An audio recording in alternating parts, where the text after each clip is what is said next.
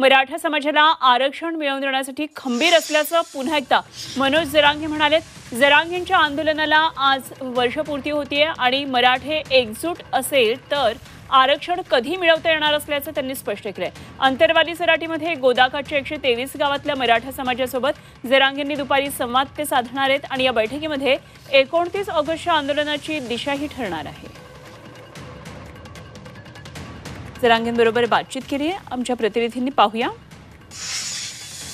अंतरवाली सराटी येथे मनोज जरांगे पाटील यांनी सुरू केलेल्या मराठा आरक्षण आंदोलनाला आज 1 वर्ष पूर्ण होत आहे। 1 वर्ष आज 29 ऑगस्टला पूर्ण झाले। जे प्रमुख आहे ज्यांना बांधव रिकामे त्यांनीच यावं असं सांगितलेलं आहे। काम उघडून कोणी येऊ नका, कारण ही बैठक आम्ही मोठी घेतलेली नाहीये। कारण 8 दिवसापूर्वी सांगितलं आम्ही, मुख्य बैठक जी होती आपण ती रद्द केलेली राज्याची, कारण निवडणुका पुढे गेल्यामुळे।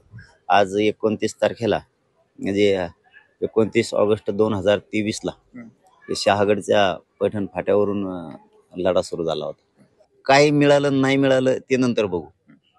समाज जर माझा एकजूट राहिला तर मराठ्यांना असं काहीच नाही की ते मिळू शकत नाही। आरक्षण सोडाव, आरक्षणच काय कितीही मोठं असू द्या येणार। आणि माझी विनंती, इथून पुढेही प्रश्न सोडायचे असले 1 महिना लेट होईल, 4 दिवस लेट होईल, 8 दिवस लेट होईल, हो द्या। एकजुटीला एवढी किंमत आहे, एक ना एक दिवस विजयाचा गुलाल मराठे घेऊ शकते। म्हणून माझी विनंती, एकजूट राहा। आज 1 वर्ष पूर्ण झाले, हे सगळं श्रेय माझ्या मराठा समाजाला आहे। अशा पद्धतीने विखुरलेला समाज या वर्षभरामध्ये एकत्र केलेला आहे, एक केलेला आहे। अशा प्रकारचं चॅलेंज माझ्या समोर होतं आणि ते आता पूर्ण झालेलं आहे असं जरांगे पाटील यांनी म्हटलेलं आहे।